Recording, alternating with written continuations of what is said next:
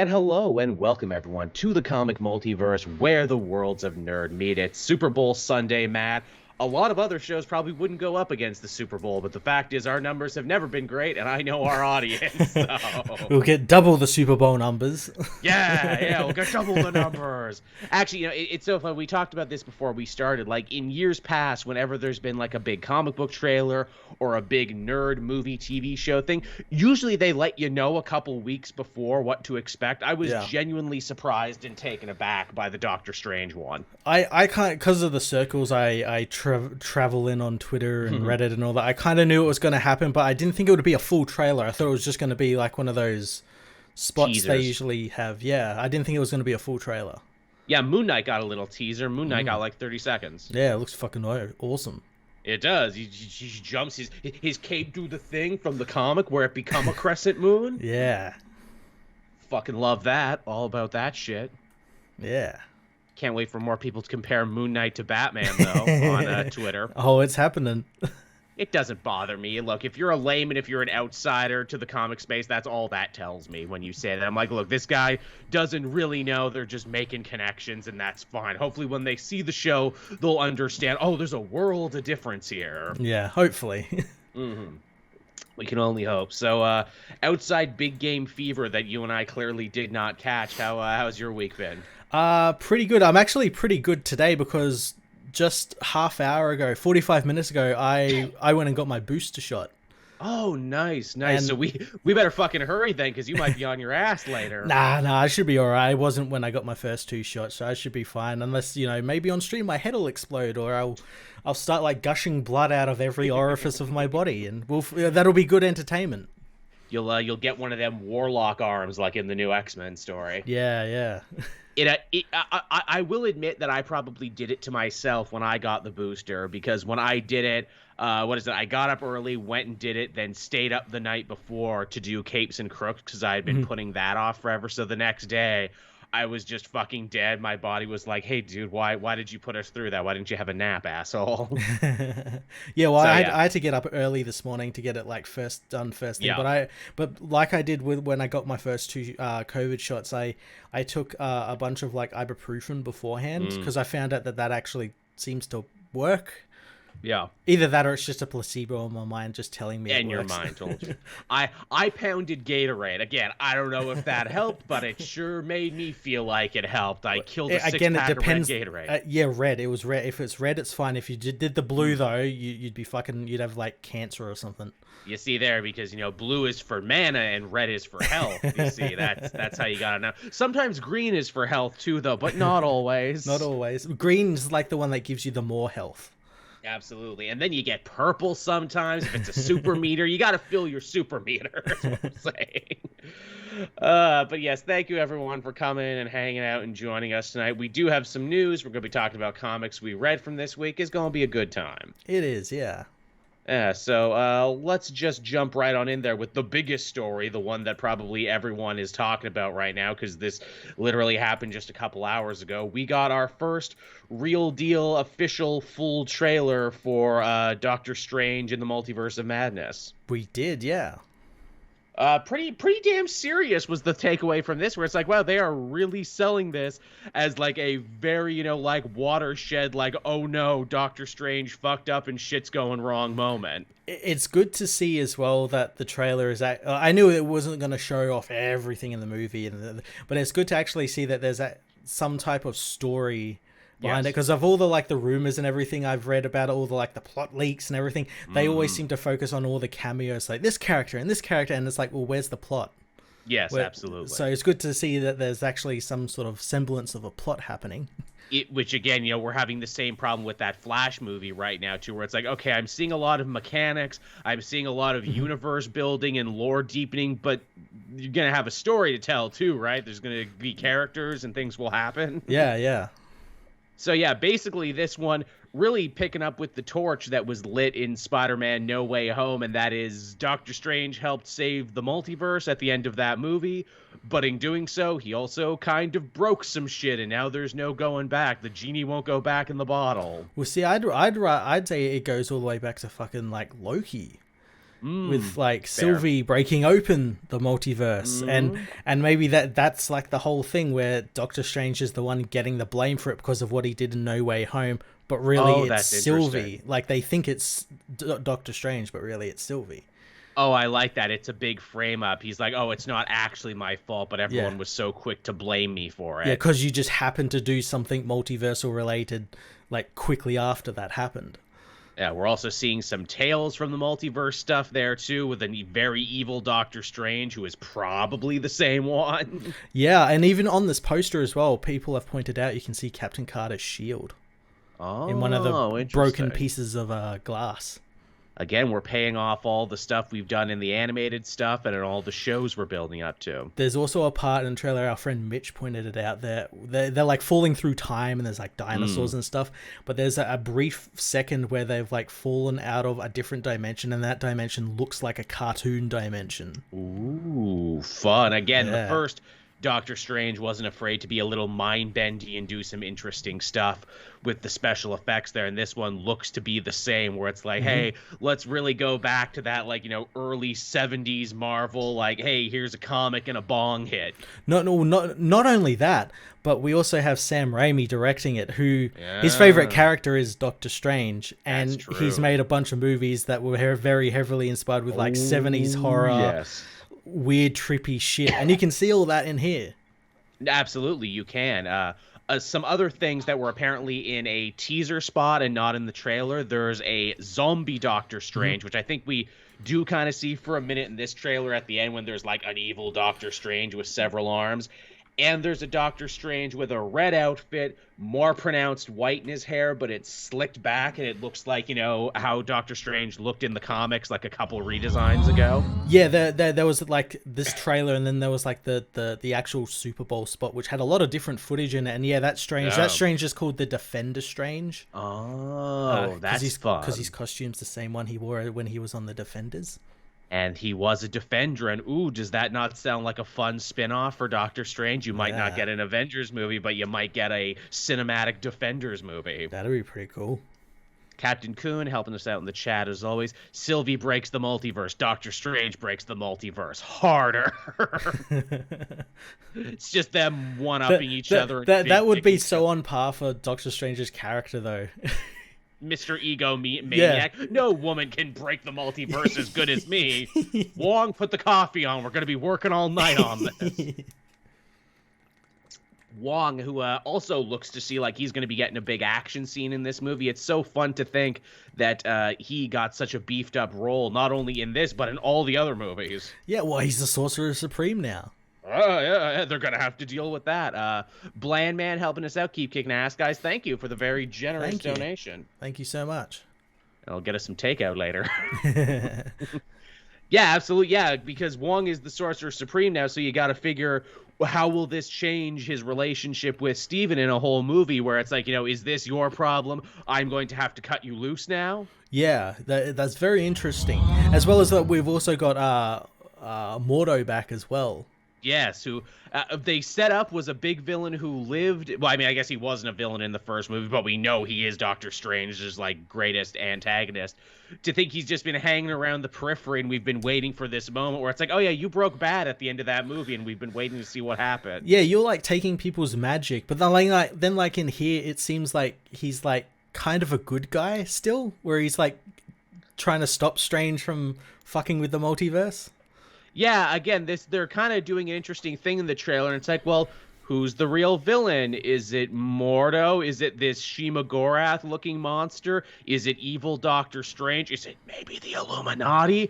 Or is it even Scarlet Witch? Because they have a moment where Scarlet Witch is like, oh, I fuck around in the multiverse and I get punished for it. You fuck around and you're a big damn hero. Yeah, but to be fair, Wanda, you did take a whole town hostage and make them like you're like meat puppets, Yeah. But it was Agatha all along. Remember the song? The song was pretty catchy. That'd be funny. She just keeps yelling that it was Agatha all along. No one has any idea what that means. No. It would be hell of a thing, though, to be like, yeah, hey, guess what? Moving forward, Scarlet Witch is a villain now. Yeah, well, we see multiple Scarlet Witches in this, and it makes sense because of multiverse. True. So yeah, because there's like one part where like the Scarlet Witch, who's in like the costume, is talking with another Scarlet Witch who's just in clothes, and it's in the Westview house that they had in WandaVision, because it's the same staircase and everything. I can only assume she's probably going to find a universe where it's like, oh, this is the one where it all worked out for me, right? Well, this yeah, is the where one that where, it was where the illusion continued or something. Yeah, and it was all good, and, you know, she has to, like, come to terms with that, which, man, it's going to be a really fucking good scene. Yeah. Now, also, I wonder, are we going to get people complaining about this now in the same way they were complaining about Boba Fett? And be like, what do you mean I need to watch the TV shows and the cartoon and everything else? They already are. I saw people, like, questioning, or like, oh, so do we need to watch WandaVision now? I'm like, yes. Yes, motherfucker, very much so. Yes, of course. This is the Marvel Cinematic. Have you not watched the other films and realized you have to watch the films before those films to get what's happening? You know. I mean, you need to watch it because it's good, but you also need to watch it if you really need to know what's going on. It will be interesting because Multiverse of Madness really does seem to be the one with the most hooks into everything else. Yeah. Like every other Marvel movie, yeah, it only improves your viewing experience if you know what came before, so you get all the in-jokes and you know where everything is headed. This will be very interesting because this full stop seems to be a movie that says, look, you need to have seen Loki and WandaVision and probably Tales from the Multiverse too. Yeah, exactly. This is, and I'm really happy as well as it's Doctor Strange doing that. It makes sense as well, since I guess Doctor Strange would be like the most like senior like character in the MCU at the moment, like the senior Avenger sort of thing. If you don't, well, I guess she wasn't really an Avenger because she only came in later. I would say Captain Marvel, but she's always off world doing other stuff. Yeah, he's basically taking over the Iron Man role, more or less. Yeah, pretty much. Also, thank you, McKellies. Also, too, some more possible cameos in there. America Chavez, obviously, we see. Yeah, she's going to be a big part of this. And makes sense, her powers are literally kicking into other multiverses. She has multiversal traversal powers. See what I did there. Also, she was supposed to be in Spider-Man, but wasn't in there. So clearly they've been cooking this character's debut for a while now. And I mean, let's face it, young, hip, diverse female character. Probably, if is beloved enough, will get spun off into a TV show. Maybe join that young person, Young Avengers, Young Champion show that no doubt is in the works at some point. Yeah, absolutely. Yeah, a Young Avengers movie or something. Yeah. It's almost like the movies have learned what the comics learned, and that is if you want to build a long-lasting universe, you need to future-proof it with new young people to take the reins. Exactly. And also, of course, the big one, the thing that everyone is losing their goddamn minds about, and for good reason. We see a mysterious, hooded individual talking to Doctor Strange in a big conference room with robots. Ultron robots. Ultron robots. Were they Ultron? I didn't get a good look at them. Were they Ultrons? Yeah. Holy shit. With Ultron robots speaking in a voice that is 100% undeniably Patrick Stewart's. Yeah, he's Professor X. Again, this was in like the rumors and stuff and leaks I saw for this film that he's going to be in it, and it's going to be him, and he's going to be in the yellow animated series wheelchair thing and that sort of stuff. Yeah, and he's part of the Illuminati and everything, and yeah. So is this where we're going with it? Are we saying, yes, the other X-Men movies exist just in another universe? Well, again, this could just, depending on how they do it, like, he could just be a variant of Professor X. True. Because, like, we saw, like, the actual Professor X die in Logan. Yeah, are we going to say that that's a variant universe? Yeah, I'm not, again, we'll have to wait and see. It's actually Eric Boner again. It's his dad. Yeah, and in my world they called me Boner, Dr. Boner. It would be actually hilarious if it was Patrick Stewart, but he wasn't playing but he's like playing like he's like an aspect of Kang or something. Yeah, that's honestly, I think that's where they're gonna go for it. I think they want us all to go nuts and think that it's Professor X. I think it's totally a Mr. X. That would honestly be pretty cool, just because of the salt that would cause. People were like hyped up for Professor X, and it's not. It is I, Dr. Boner. Or no, you know what they do? They do the Dr. Boner thing, and then at the very end, they pay Hugh Jackman like $1 billion, and he comes in for 1 minute. What I miss, bub? That'd be pretty cool. That'd be pretty cool. I mean, Because like, just the cameos I've heard are going to be in this film are pretty insane. who have you heard so far? Because I've not been on the forums Fucking and the Reddits. Tom Cruise is coming in as the superior Iron Man. Because he was almost cast one time. Actually, those Ultrons look a little superior Iron Man-y, don't they? Yeah, and the person Scarlet Witch is fighting in the trailer that everyone thinks is Captain Marvel looks very superior Iron Man-ish in some of the stills. Some people have even said it looks a little Nova-ish, like one of them. Yeah, because it's clearly a space flyer with power. So who knows? Yeah. What about Thomas Jane? Can we get Thomas Jane back as the Punisher? Yes, please. Thomas Jane's not doing much these days. We can get him. Yeah. Let's get him. Let's get him there. Who? Chat, you tell us, who are some other actors from Marvel projects that you like wouldn't mind if they popped back up again in some role in the multiverse? I heard the guy who played Mr. Fantastic in those Fantastic Four films is going to be in it. Oh yeah, he looked the part. I'll give him that much. Yeah, can't remember who else have I heard. I mean, besides Captain Carter, we've seen her shield on the thing. Yeah, I think there's like a cameo of like the Ultimate Universe where Steve Rogers is president. Oh, fun. Can we get Michael Chiklis back as the Thing? Yeah. Make a whole scene where they're doing their multiversal Illuminati thing, chatting it up with all of them, and he's just in the background. Hey, Stretch, is it time to go yet? You know I hate it when you do your Council of Reed business. All right, Thing out. Call me when it's time for a reboot. That'd be fun. But yeah, so Eileen, this looks like they have a lot going on with this Doctor Strange movie, and I'm happy about it too, because like I'm not gonna lie, I think I only saw the Doctor Strange movie once. I've seen it a couple of times now, just because it's really visually pleasing. It looks great in 4K as well. I can only imagine. Maybe I'll have to watch it again if I finally get that goddamn 4K TV I've had my eyes on. I think I actually saw it in 3D when I saw it originally. One of the only 3D movies I ever saw. I hadn't seen it in 3D, but I imagine it would probably be pretty good in 3D. It was pretty cool, and maybe that's why I never watched it again in standard definition. I'm like, well, I saw it, so you know, where are we gonna go from there? Can't do that. It feels like Tilda Swinton's coming right at me. Famous last words, Tilda Swinton's coming right at me. Oh, I found out Tilda Swinton's not even her real name this week. Oh, really? Yes, her middle name is Matilda Swinton. Okay. It's like a nickname. I think like her first name is like Rachel or something, like Rachel Matilda Swinton. Okay. The lies. It's been lied to this whole time. Can't believe it. Nobody and nothing no more. Tilda Swinton's not even her real name. For the record, most celebrities' names aren't their real names. No. Most people, you know, it's all friggin' pen names and screen names and shit. Yeah. Now, it wasn't just Marvel who got the cinematic love this week. We also saw a little, what would you call it, like a sizzle reel trailer for all of like DC's upcoming film projects in the next year or so. Yeah, or like Aquaman, Batman, Black Adam, Flash, all of that, yeah. All that stuff we got going on. You know, Batman obviously is coming out very soon. Yes, I bought my tickets for that the other day. Ah, lucky you. Yeah, I don't know what the fuck my local small town theater is doing right now with any of this, and it's too depressing to look into. Every day it's like, oh, we're keeping the mask mandate. Oh, we're dropping the mask mandate. Well, that's stupid. Maybe we shouldn't. We don't fucking know. Yeah. And again, I have to ask the question, do I love Batman enough to risk my life for it? Is it that important to my career that I see it? These are the questions I ask myself.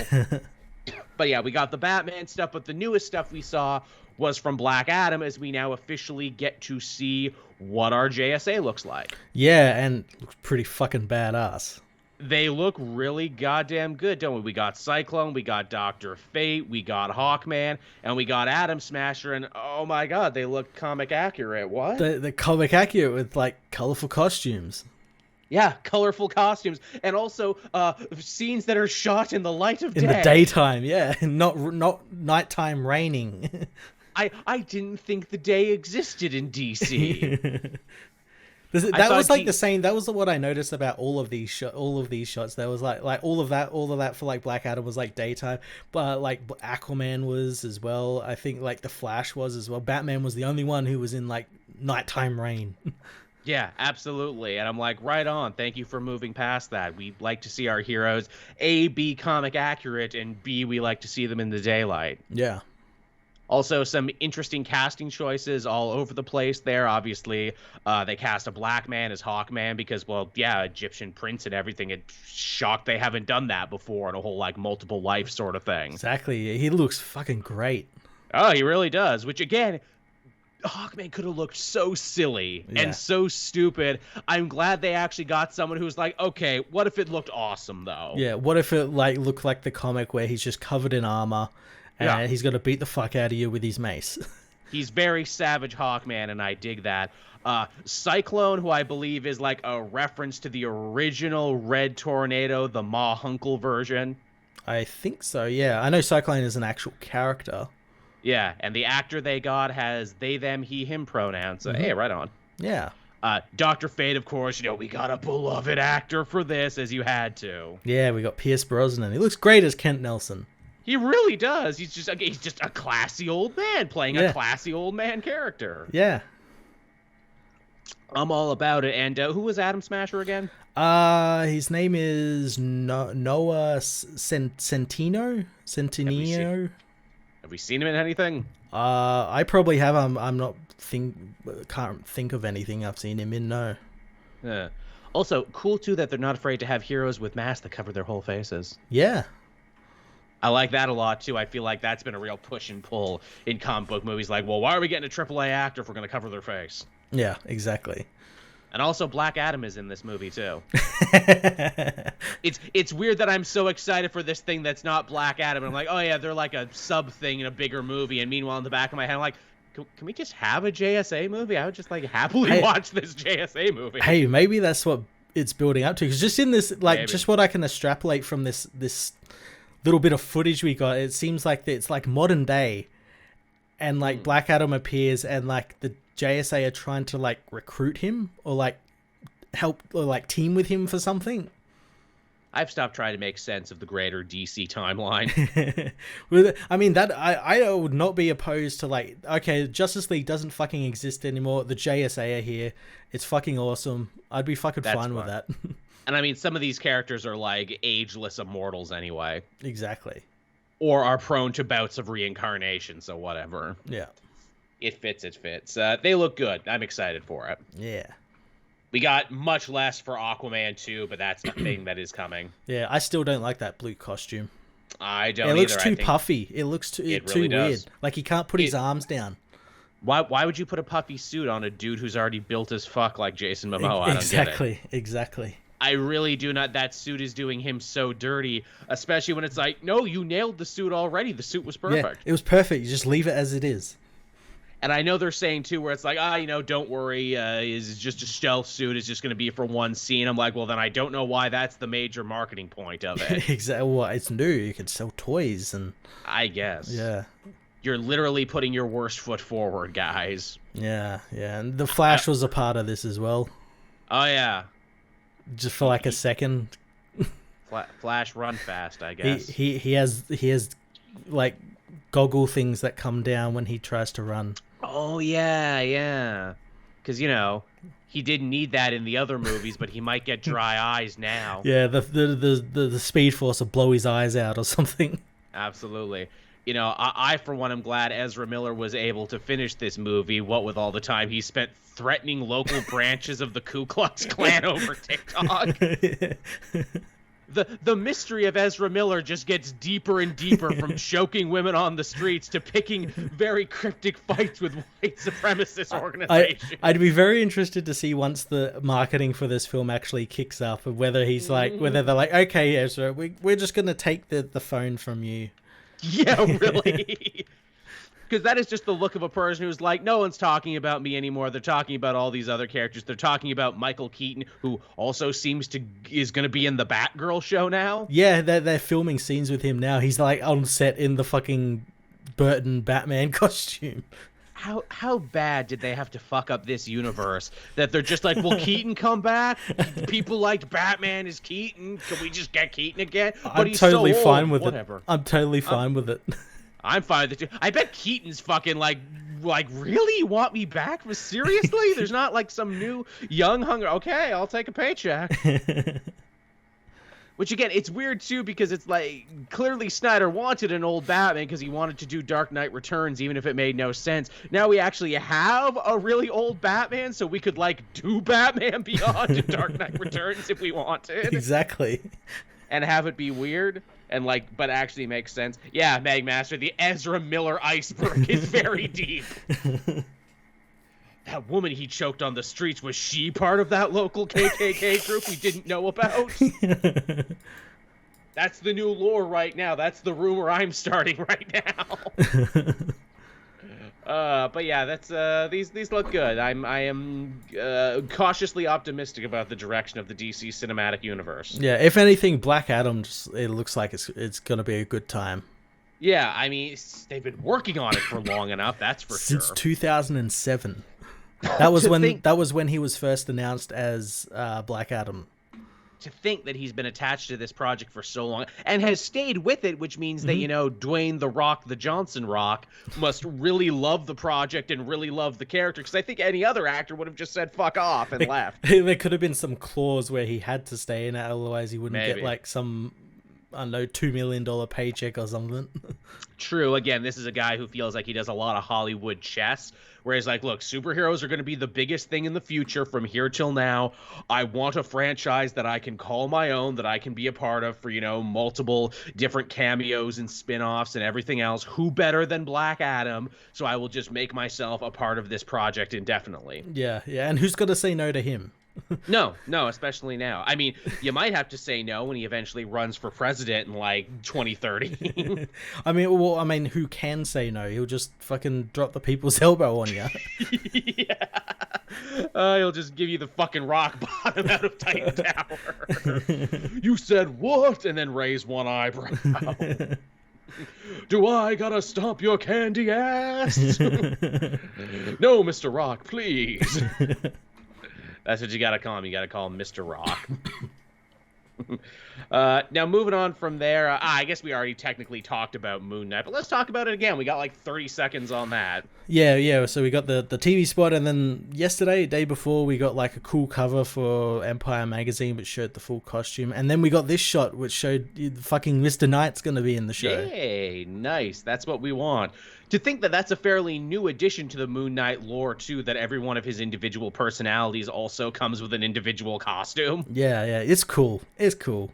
He's a superhero with his own built-in variants. Yeah. And it's just such a good suit, too, and he's got his beaten sticks. That's the thing. It's just so simple. It's a white suit with a mask. I really imagine that when this comes out, Moon Knight is going to be like the hottest Halloween costume that year. Because it's so simple. Yes, it's genius in simplicity. I think we say this all the time when it comes to new, like, comic creations. So many of them are so horribly over-designed. This Moon Knight costume works because it strips away everything and just keeps what you need. Exactly, yeah. And it's good, and I like it. And it's a great, like explanation of who Mr. Knight is as well. Mm-hmm. Everything is stripped away, and it's just what he needs. Yep, just a guy with 2 sticks for beating. Yeah. I think they're called batons or something, or gaffy sticks, but I fucking call them beaten sticks, because that's all I got my beatings. Bring me my beaten sticks. Time to do some beats. Actually, I'm pretty sure batons like that, or at least collapsible batons like that, are illegal here in Canada. Oh, it wouldn't surprise me. I'm sure they're illegal here as well. I think because they, like, fall under, like, concealed weapons, like anything you can actively conceal. Yeah. To which I'm like, well, what's stopping me from sawing off a chair leg or something? That's what we need, the superhero who fights with chair legs. Just some real grubby hobo hero who's like, well, this is what I had. Yeah. This is what I had for whooping. Guy who has like a fucking axe handle or like a broken shovel. Oh, no, it's the broken shovel. Everybody run. No, a board with a nail in it. Yeah. Nothing can stop a board with a nail in it. Maybe my claw hammer can. Well, that's his arch nemesis, obviously. The claw hammer. And when they come together, it's like matter and antimatter meeting. You know, if they clash too much, the whole universe will be destroyed. Yeah.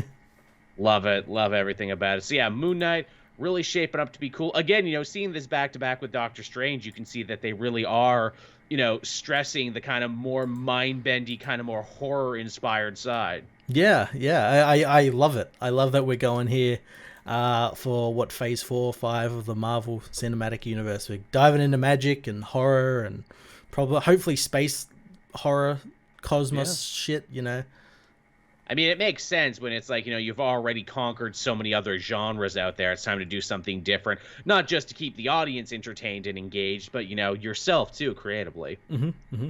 Yeah. Now what else we got going there? Oh, hey, speaking of things that are dark, coming fresh off the pages of DC Comics, it's been announced that Joshua Williamson's big I'm gonna kill everyone at issue 75 Justice League run that we talked about last week, apparently that's just the beginning, Matt, because it's going to be feeding into the next crisis. Dark Crisis. Dark Crisis. Yeah. You gotta say it like that. Dark Crisis. Dark Crisis. Dark Crisis. That hurts.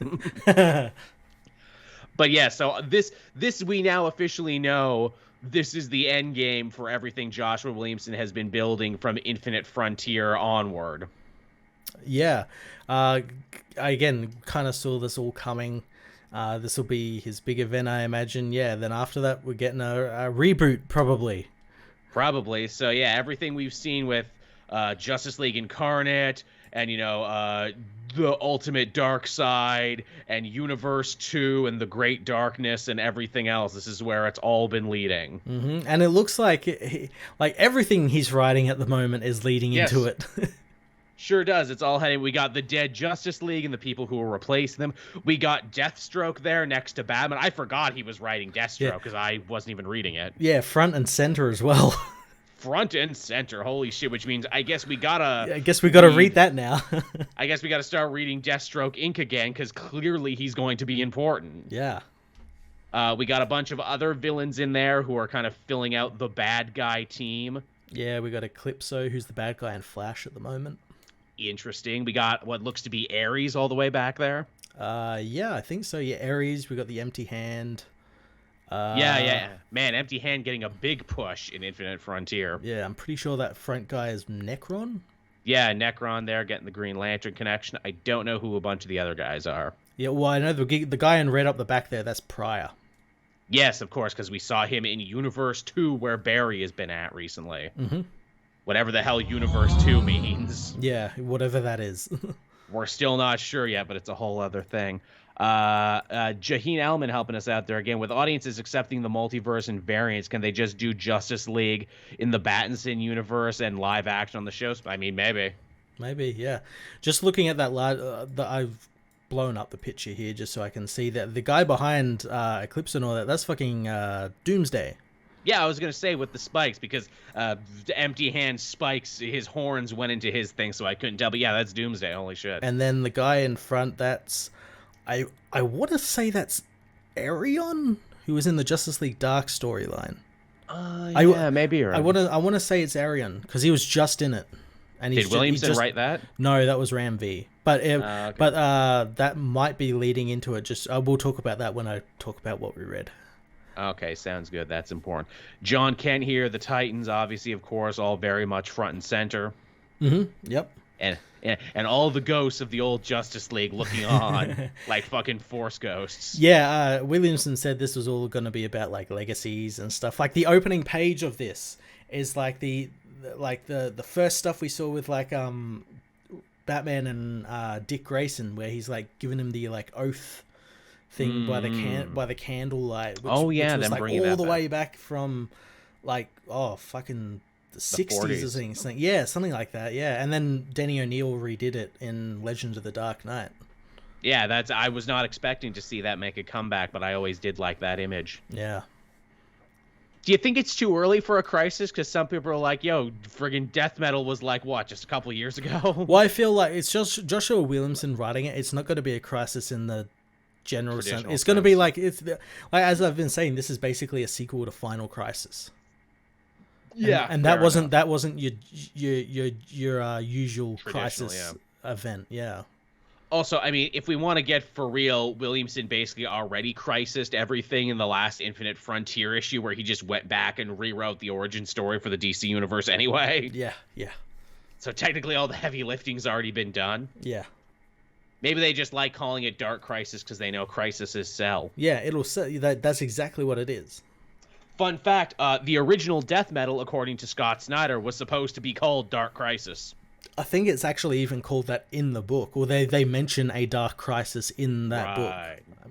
Yeah, so clearly someone higher up at DC, or maybe it's even Williamson himself, loved the idea of Dark Crisis. Yeah, makes sense as well. The Great Darkness is the main villain. It's got to cover everything in darkness. Yeah. Yeah. A really old-ass villain from an old story that's been reinvented for the new era. Yep. So, you know, makes sense. Also, you gotta wonder, it's like, so when Williamson's done this, does he get a break now? Because he's basically written, like, 8 years worth of storylines in, like, 3. Maybe. Or he'll double down and somehow get, like, control of every other book. Yeah, really. Or is he just one of those guys who's like, I'll sleep when I'm dead? Nothing's over till you're underground. He writes these when he sleeps. That's the thing. Yeah, right. They built a machine, a dream machine that steals my ideas while I sleep. The fucking literal miracle machine, yeah. Yeah, if you look at Joshua Williamson's garage, he's built the miracle machine.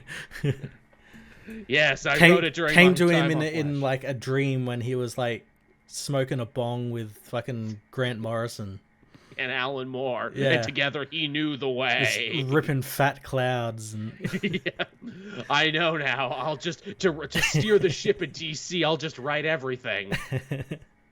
And then there can be no discontinuity if I just write everything. And so far, it's worked. All his stuff has been excellent. Yeah, pretty much. Yeah, again, the only one, and it wasn't even bad, it just didn't seem as important, was Deathstroke Inc. That looked like the book where he was just screwing around and having fun, but now with Shadow War coming out and Deathstroke seeming like front and center to this, it's like, fuck, I guess we do got to read that too. Isn't that how it always works? Yeah. Right? Like the book, you're like, this book, it's got to be fucking nothing. Like that, like fucking 10 Deaths of Wolverine. The fucking Wolverine book. It's an Inferno sequel with Moira McTaggart as the main character. Yeah, we'll have to talk about that when we get to it too. Yeah. Now we got one more new thing to talk about, and this is, of course, a very happy day because it's two of our favorite things together. Spinning out of Devil's Reign, we're getting a brand new Thunderbolts mini-series courtesy of friend of the channel, Jim Zub. Yeah, this was quite surprising. Absolutely. This is a big deal for Jim, of course, because if you've listened to any of our interviews there, you'll know that Thunderbolts, back during Secret Empire, when Bucky was running the team, was actually Jim's first, paid job at Marvel. It didn't do great for a number of reasons. It didn't have great art. It was one of those books that just started and then got thrown into a crossover and was canceled too quickly. Yeah. But this is great because he basically gets to come back and do it all over again. Yeah, and it looks pretty cool. The team he's got assembled here are pretty cool. It's the first ever all-hero team for Thunderbolts. Yeah. And the idea seems to be is that the Thunderbolts team that Fisk has put together in Devil's Reign, it looks like they're not going away when that story's over. Yeah, and I think this will be the team that the heroes have in response to them as yes. Thunderbolts versus Thunderbolts. Yes, to try and take them down. The roster here is pretty damn solid. We have Hawkeye Clint Barton, who looks to be the de facto leader of the team. Love his new suit. Yeah, it's great. Man, Hawkeye gets more new suits than just about everybody. Because they're really simple to design, I think. I guess. Because he's an archer. As long as he's got his quiver on the back, just make him look cool. Totally. Monica Rambeau, Spectrum, is on the team. She's got a nice new haircut, and she's wearing Blue Marvel's jacket. Yeah. That's kind of cool. I like that. Is she wearing that in the Spider-Man tie-ins, the jacket? I don't think she is, actually. No. I could have sworn I saw some blue in her costume. I think it's a fun new artistic flair for this. Obviously, of course, Spectrum is going to be involved in TV and movies coming out, so maybe now is the time to start putting her in more things, which is good, because every time she shows up in something, it's usually really good, like that No Way Home, No Surrender series they did. Yeah, and she's a really OP character. Very much so, and again, one of those characters where it's like, why don't more people write about her? Exactly. She's got so much going on, and usually when she does show up, she's like a joke. She's like, no, I should have been Captain Marvel. Yeah, yeah. I was technically Captain Marvel, but no one remembers me. We got a brand new character, a cyborg super soldier called Guts and Glory. Nice. Which is a fucking cool-ass name. Apparently, they, like, turn him online when the series starts, and he's got, like, a dark past and shit. Nice. Awesome. So that's always solid. We got the new Power Man there, or Power Man 2, Victor Cruz. Yep. America Chavez in a brand new look, because obviously she's going to be in a lot of stuff, so gotta get her up in there. Yep, I think her recent series was like a reset for her character as well. Oh, was it actually? I think it was like a palette cleanse sort of thing to get her ready for probably this and Doctor Strange in the Multiverse of Madness. And who's the other one? Again, I can't see from where I'm looking at right now. I'm not too sure. Oh, do we gotta get up a thing there? Again, oh no, my ass is showing it. I don't know all the Thunderbolts. Again, I knew most of them, and I even knew the new character they invented. You can't blame me. Now, it's they got a new tagline for Thunderbolts. Usually it's justice like lightning. Now it's redeeming justice like lightning. Yeah. Because it's an interesting twist on. Normally it's all villains in a Suicide Squad style setup, but now it's a bunch of heroes going to do the thing. I can't find anything on who this character is. Like, I'm looking at all the like press releases, and they name every other character except her. Is she new too, or are we just stupid? She looks new. I don't recognize her. Yeah. Again, I could have sworn I saw this. Yeah, I'm reading Zub's interview right now. He names everybody but her. Yeah, so maybe a new character who gets introduced in the first issue. Quite possibly, yeah. Huh. Yeah. Either way, good stuff. We're very much excited for this. I will be sure to check this one out. Oh, apparently her name is Kara Kilgrave. Ooh. Who goes by the name Persuasion. So, oh my god, a good version of the Purple Man. Ooh, is this one of his children? I assume so, and this seems to be another holdover from Devil's Reign, where the purple children are very important. Ooh, that's interesting. So yeah, we got the Purple Woman, Persuasion. Huh, that's fun. Cool. Yeah, that's a really good pitch, actually. Yeah. That's a good pitch, and also to have a hero with the ability of persuasion, because that's normally only ever seen as a bad thing. Yeah, yeah. What's the ethics that go along with that? The ability to make people do whatever you want. Yeah, well, was it this week or was it last week that they introduced it was like it wasn't really like a big story, but for like an upcoming X-Men book, they announced like a new X-Men character. It's like some queen. I can't remember what exactly her name is, but her power is like something about intolerance. Oh, huh. Like she can control tolerance and intolerance or something, which is really cool. Yeah. Yeah, was Mother something, Queen something? Yeah, yeah. Yes, I know the one you're talking. I almost put that on the list. Yeah, it wasn't that much of a big story though. Captain Kun, guys, that Misty-Knight and Spider-Man, not Monica Rambeau. Also, not to be a downer, but Ivan Reitman, director of Ghostbusters, passed away last night. No, that definitely is Monica. Yeah, that's yeah. She's got two like physical, real hands. That's absolutely Monica Rambeau. Yeah, Monica is working with Misty in that book. Yeah. Working with Misty and the other one. Yeah. She's like secretly trying to take down the Beyond Corporation because she used to work there. Yeah. Mm-hmm. So, ha. But that sucks that Ivan Reitman died. At least he got to see his son direct like that new Ghostbusters. Yeah, I always really liked Reitman. Reitman did the goddamn Trailer Park Boys movie, arguably the best one. Oh, did he? Yes, he did. Oh, wow. Which was just like a weird kind of like, hey, I'm a fan of Canadian comedy. Yeah, that's super strange. Absolutely. He did the commentary, too, and I'm like, oh my god, it's fucking Ivan Reitman. Holy shit. So, there's that news, everyone. Thunderbolts looking good. Very much excited for that one. Yeah. And I guess with that, if there's no further ado and no old business, we can hop on over to what we read this week. Yeah, let's do it. Where would you like to begin, Matt? Well, let me see what we actually had this week. We had a big week. I was actually able to finish everything new I got, which I'm very happy about. I'm almost finished everything new. I got one more to put up, but it's the first week I've done that in a very long time. We had Superman, Son of Kal-El, issue 8. just finished that before I started. We finally know what the Rising is. Yeah, again, Tom Taylor does a great job expanding on John's own rogues gallery and like his supporting characters here by revealing us his version of, I guess, what the rogues of his Superman will be, which are basically like an evil Justice League. Yeah, kind of like what if we weaponized human beings and turned them into drones? Yeah. Eric Santee, missed opportunity. The new Hawkeye costume has the perfect place for a boob window. maybe it's like Velcro, and he can, like, when he gets hot, he like rips it out. Hey, we got time. We got time for that. Maybe that's the grand finale. He rips it off. It's only going to be 6 issues. But yeah, we meet the Gamora Corps, and basically Bendix's whole plot to fight John is completely different than from like a Lex fighting Superman, because like Lex rarely ever knew who Superman was. For Bendix, it's all so deeply personal. He literally has a press conference to talk shit about John. Yeah, he has like the Apple conference, PlayStation State of Play sort of thing. Hey everyone, I've made brand new super weapons, and also fuck that child superhero. Yeah, fuck that child superhero, and fuck all of these other superheroes. They're the fucking New World Order. Fuck them, you know, all that bullshit. It's a nice bit of actually shared continuity on Taylor's part, because he's like, yeah, you know, we have a Batman who's not in Gotham, a Superman who's not on Earth, a Suicide Squad that's gone rogue. Now is the perfect time for my super weapons to come on in. Yeah, and again, the guy who wrote Suicide Squad's bringing back basically a new Suicide Squad. I do like that very much. I like that the truth that a bunch of those people are just revolutionaries. Yeah, yeah.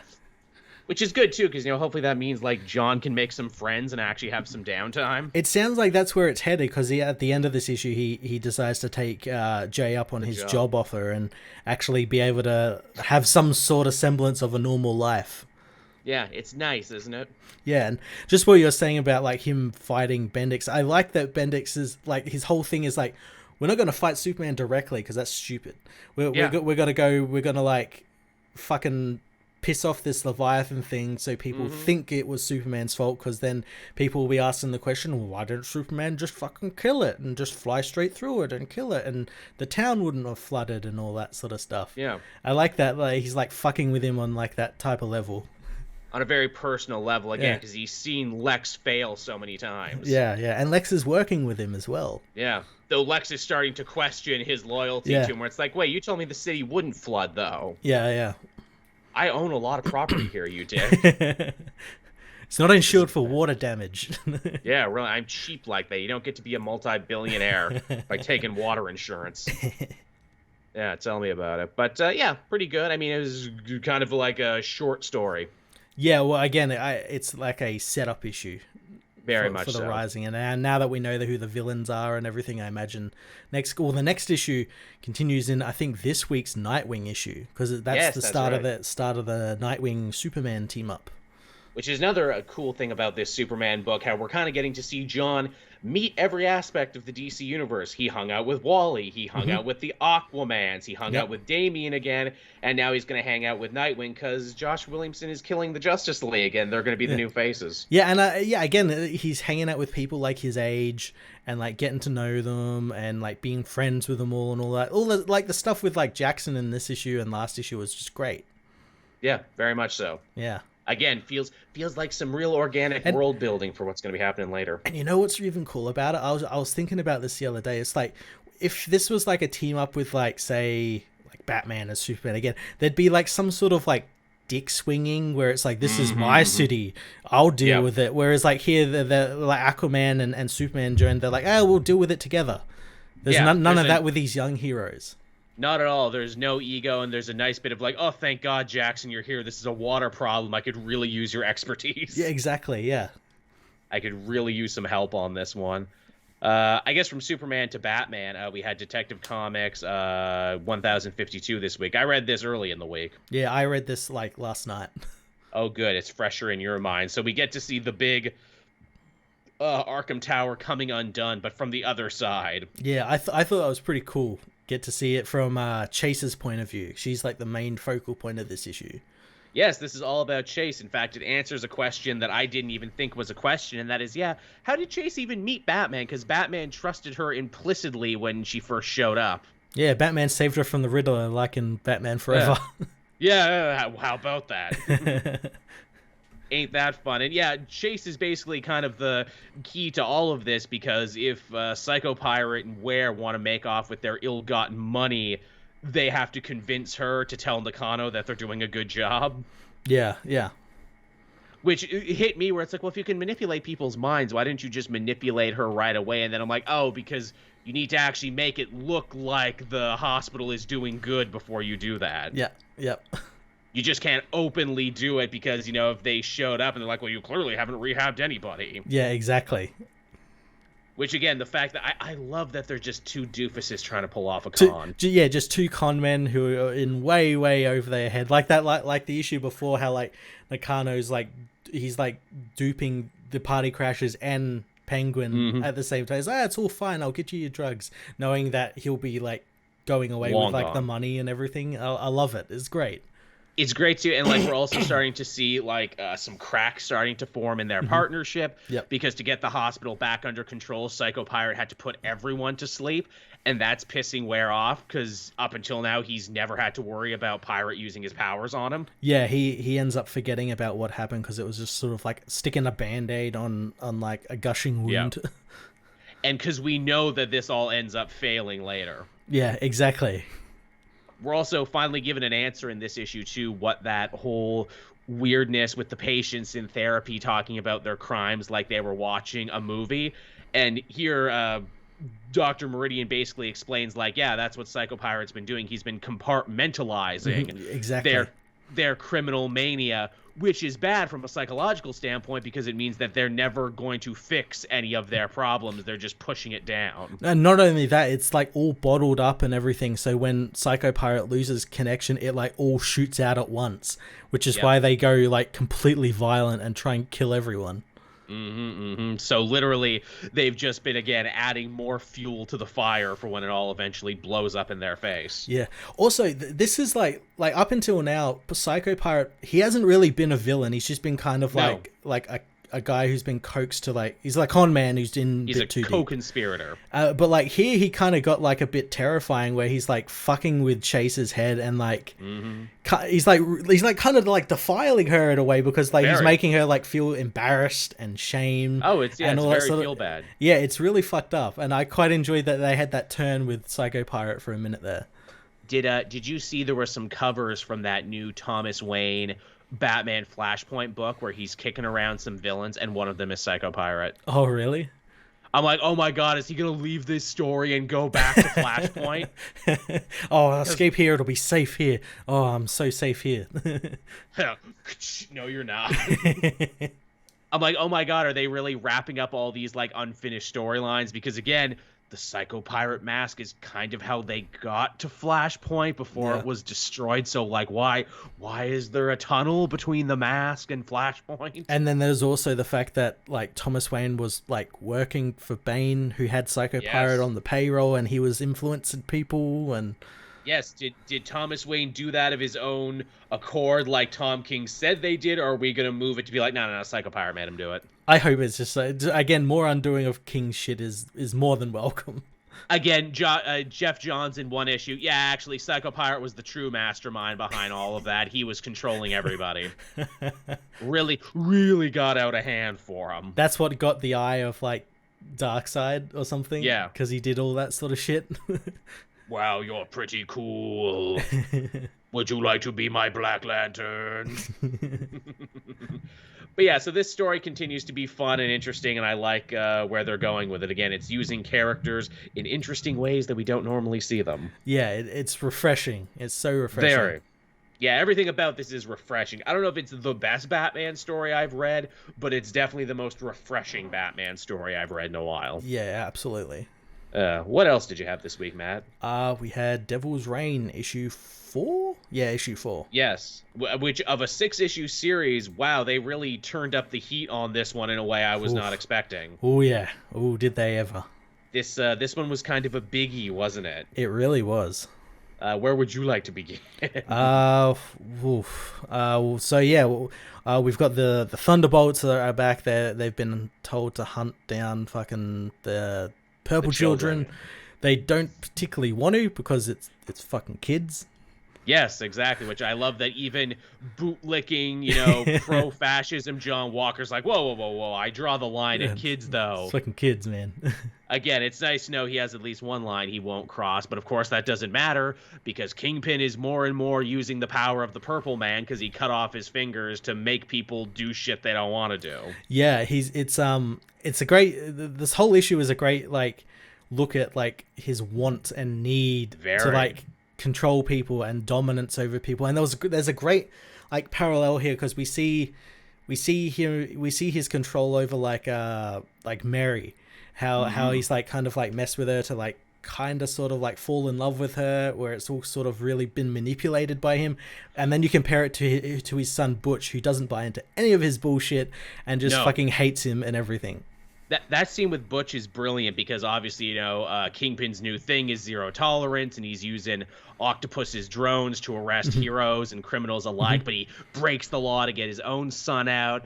And, his kid's like, I don't give a shit about you. I used to, I don't love you as a father, but I used to respect you as a gangster and everything. But now look at you. You're taking orders from Doc Ock because Ock technically saved him from the Avengers, but Ock was trying to kill him anyway. But Ock is just letting him lead so he can be the power behind the throne. And he's like, you're doing stuff that you never did before. You're relying on power you never had. You don't got that street cred. You don't got that respect anymore. Yeah, he's embarrassed to be the Kingpin after Wilson Fisk. What's beautiful about that scene too, and throughout the whole book, Kingpin's costume is incorporating more purple every time we see him. You notice that? Yeah. Beautiful little art detail. SSJ Future Gohan. People saying comics are fun and refreshing. You guys have no idea how good it is to hear. 90% of the time it's hatred and yelling about them. I know, man. I don't know how anyone can listen to shit like that all the time. Yeah. If I hated this as much as other people claimed to hate it, I wouldn't do it. Yeah, exactly. Every week you see people how they talk about how comics are the worst thing ever to happen, in comics this week, and it's literally nothing, It's because the internet is fucked, and because the internet, rewards and amplifies anger and hate and cynicism while downplaying anything positive because it makes more money. If it bleeds, it leads, that sort of thing. Yeah, last week, fucking a guy spinning was the worst fucking thing ever to happen, Oh, yeah, I can't believe that shit. Also, too, hey, we were talking before we started that Lord of the Rings trailer. I was like, oh, let me look at what the internet's saying about Lord of the Rings. Whoa. Oh, wow. Yeah, oh, no, apparently Tolkien fans are super fucking racist and sexist, too. Oh, my God. Yeah. Oh, yeah. That's my bad, everyone. I'll stop looking. That's my bad.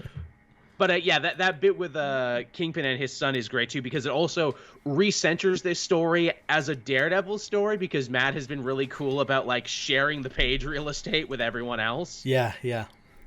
This is the one that reminds you, oh yeah, this is his story. In fact, Matt even kind of has a one-on-one with his brother Mike because Mike is kind of the friend benefactor of Butch and he's trying to get him out and everything, and they're having a whole big conversation about justice and everything. Yeah, and Mike he's coming to Matt because Matt's Daredevil, and he's like, just come and help my friend out because if he stays in prison, he'll come out a different person because he knows kind of what's going on and all that sort of stuff. And Matt's like, no, I'm not going to bend the rules just for you. Yeah, just for you, even if you are my no good brother. Yeah. What else was there? Oh, we had a great escape scene for Mr. and Mrs. Fantastic. Yeah, that was great. And a great callback to Civil War as well. Where it's they put these dampeners on me. Guess what? I built them. Yeah, I built the version before these for the Human Civil Registration Act. And I built fail safes in them for us. I love what Zdarsky is doing with with Invisible Woman and Mr. Fantastic here, because you get the feeling it's ooh, escaping prison's fun. This is really spicing up our marriage, isn't it? Who knew this is what we needed? They're getting off on it, yeah. Very. Oh God, Sue, I didn't think I could love you more when you hit that person with that lunch tray. Oh my God. When you shivved that guy with your toothbrush shiv, Yeah, I didn't think this would turn me on, but it is. And they break out like Moon Knight, who makes a makeshift mask out of bed sheets. He does that a lot, doesn't he? Yeah. And then also they break Tony Stark out but we're not sure whether it's the real Tony Stark or the chameleon Tony Stark. Yeah, I thought that was very interesting too. It's like, oh, is that why they didn't find him? Because he was in prison? Or did like Chameleon take the L and was like, you know what, I'm going to infiltrate another group of heroes? Yeah, I'm gonna try again with these other people. If he did that, that'd actually be fucking genius. That he pretended to be the same guy twice. Yeah. Okay, take two with new people. Take two with feeling. I learned a lot. That's fucking good. And yeah, the big reveal at the end is that Kingpin, basically by accident, figures out that he can use his new Purple Man powers to unlock memories, because he's kind of, you know, what Butch said really got to him, and he's talking to Typhoid Mary. He's like, geez, you know, maybe I am wrong. You know, I was so ready to walk away from this, and he was in the Daredevil book, but I just couldn't let it go, this idea that, you know, Daredevil had gotten one over on me and messed with my mind, and he says the words, you know, I'd want to remember, and because of that, he ends up remembering. He remembers Matt Murdock is Daredevil, and there's great like callbacks to like Matt returning as Daredevil and everything, and the whole the final page is like filled with stuff like Born Again and all that stuff. Really great like callbacks and all that sort of stuff. Is fantastic. It's a total Frank Miller riff is what it is, you know, and the Kingpin is born again. Yeah. The Kingpin comes back. Yeah, exactly. Which is cool too, because it's like, ooh, now he's gonna try and overthrow Octopus and everything, because there can only be one. Exactly. He's got his balls back. Basically, yeah. Again, it's the gangster movie that this totally is, and you know, he's not gonna take it anymore. Yeah. Yeah. Good shit. Really strong. That book goes from strength to strength. Yeah. Now, do you want to talk about one right quick? I hate to do it, but I gotta actually run to the bathroom right quick. I think I've maybe. Again? I know. I think I've only done this like twice in our show history, but when you gotta go, unfortunately. Yeah. I'll tell you what I'll do. I'll take questions from some people. If people have any questions, fire them at me. I'll answer. Whatever you got. It's impromptu Q&A, and I'll be right back.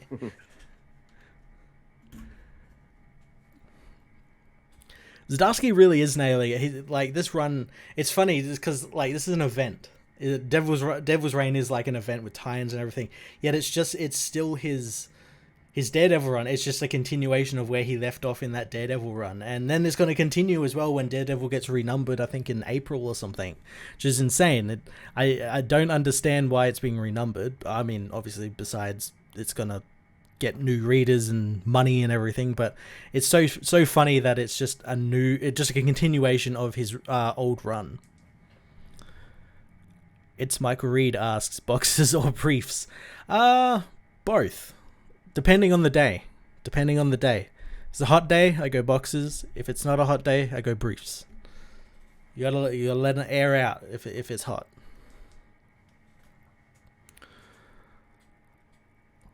Ludwig asks, that person you didn't know on the cover of Dark Crisis was Neron. Was it Neron? Okay, it was either Neron or Arion, because they're very much the same. Long-haired guys with like armor with like weird gems in the center of it. Good to know it's Neron. Captain Kun there with $5 saying Matt Murdock is Daredevil. Matt, what? No, I'm not. Matt, internally, damn it, I know. He knows I'm Kingpin. Internally, damn it, I know. It's gonna be really funny to see like what exactly happens with now that like he knows Matt Murdock is Daredevil. I wonder as well, like if he'll go for Mike Murdock, because Mike is pretending to be Matt Murdock at the moment while Matt is off being Daredevil in secret and everything. So I wonder if maybe Mike Murdock will end up being killed or something like that. Or maybe even Foggy will take the hit again. Yes, as SJ, we were talking about Detective Comics and the Psycho Pirate stuff, which has just been fantastic. Been absolutely brilliant. Do you think Kane will show up at some point in Spider-Man Beyond? Maybe. I'm not too sure. Anyone know what's actually been happening with Kane? I'm not too familiar with what's been going on with him. But I have to imagine he'll probably show up at some point. I mean, they've been going after other Spider-Men, like Miles and Peter, so maybe he'll turn up. Will we get to see the War Thor and have the three Thors fought the God Butcher and Thor Love and Thunder?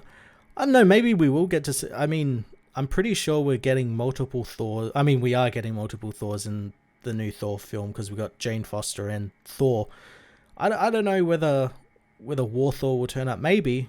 I mean, they're all going to fight Gore, so it's a possibility. There's a Joker 2, like you mean the movie or the TV or the comic series? Because there's Joker season 2 coming, and then if there's a Joker 2 movie, like what is that going to be about? What is that going to be about? Because the guy wasn't Joker, he was just like a guy. What the hell is that going to be about? Eric Santi with $4.99 there. What Destiny of X books are you looking forward to the most? Mine is Immortal X-Men and X-Men Red. I'm looking forward to X-Men Red. Immortal X-Men does look pretty damn good. X-Men Red's mainly my most hyped one just because I finished reading Sword, and Sword looks like it's going to be continuing on in that, and Abigail Brand is going against Krakoa and like all of those guys, so I'm very much looking forward to seeing where that story ends up. That's the problem with doing live, everybody. Sometimes when you gotta go, you gotta go. Oh, we got some good questions. We got some really good questions here. Our fans are good about that. What were you talking about? We were just talking about which Destiny of X book we were most hyped for. I said I'm most hyped for X-Men Red. X-Men Red looks good. I'm probably interested in Immortal X-Men just because I love the backstabbing of the Council. Yeah. Same with X-Men Red. Abigail Brand's going against Krakoa and the Quiet Council, so yeah. There you go. That's pretty good. So what were we talking about? I think we had just finished talking about Detective Comics when I left. Devil's Reign. Devil's Reign. Yes. Yeah. I speaking of that, we were just talking about that because obviously Matt Murdock is now revealed to be Daredevil.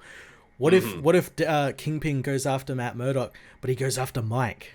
Oh, well, that's exactly what's going to happen because he doesn't know the difference. Exactly. Holy shit, that's going to be cool, actually. Which, in doing so, he will be going after his son's best friend. Exactly. And, oh my God, if he kills him. Yeah, he turns the Kingpin on the Kingpin. What if we kill Mike now because we can't kill his girlfriend again? Exactly. Yeah. We're turning over into brothers who shouldn't actually exist. There you go. Because that's always the thing. Like, when Mike showed up, it's like, wow, what an amazing, like, One More Day style thing, but done right because you rewrote the whole universe, but it only affected this small portion of it there. When a character like that comes in, it's like, oh well, his days are numbered. Yeah, it could mean as well is that like that's a reset for a new issue 1, which is coming out. Yeah. There's a lot of places they could go with that one for sure. All right, what else was this week? I read Suicide Squad Blaze, the Cy Spurrier DC Black Label book. I haven't gotten around to it, but I will at some point. It was fine. I had pretty high hopes for it going in. I will say it definitely defied my expectations. Whatever you think it's about, it's not about that. Okay. It's like almost not even really about the Suicide Squad. The idea is that it's a job so dangerous and so suicidal, the main team, who look even more like their movie counterparts now, turn it down so Waller, who looks exactly like Deborah Wilson now. Oh, really? Oh, 100%. It is just someone drew Deborah Wilson, has to find like a bunch of regular crooks inside the Suicide Squad or inside Bell Rev to give powers to take this deadly mission. Okay. Yeah, it's got that like thing that a lot of these Black Label books do where it's like, this is a dark, mature world we're in, so we got to like completely reinvent the DC universe from the ground up. Cool. Yeah, it's definitely got some ideas. I liked it enough, but I couldn't help but shake the feeling where it's like, oh, this is one of those books I'm going to have to read in trade, isn't it? This is going to make more sense in trade. It's really short, isn't it? It is. It's only 3 issues. Yeah, Yeah, so it might be a bit better. I like that Batman Imposter book read a bit better in trade. They're extra length issues though. Yeah, I figured.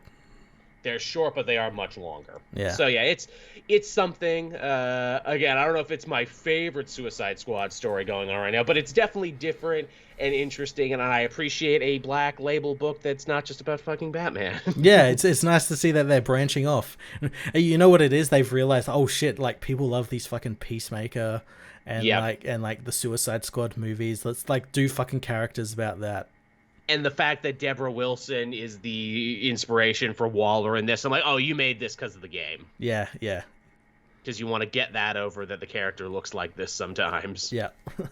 Which, hey, don't get me wrong, it's solid. Hey, when are we going to get Peacemaker DLC for that Suicide Squad game? Oh, it's coming.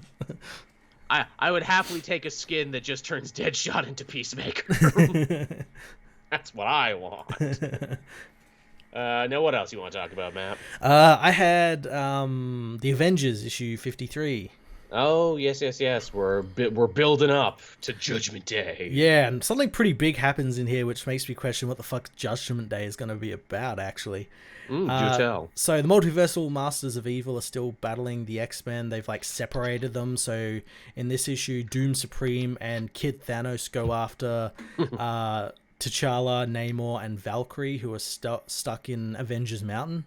Right. It's all told from, like, the point of view of the Deathlocks, who are there to, like, warn them about what's coming and the Judgment Days and all that sort of stuff that's coming. So it's basically an issue that kind of tells you a bit about the villains, like their whole, like, origins and sort of stuff. So like we get Kid Thanos' one where he cut his way through everyone, literally in the universe through, like, Eternals, just to try and figure out how people work, like literally dissecting them and everything, and it all ended with him cutting up his own mother.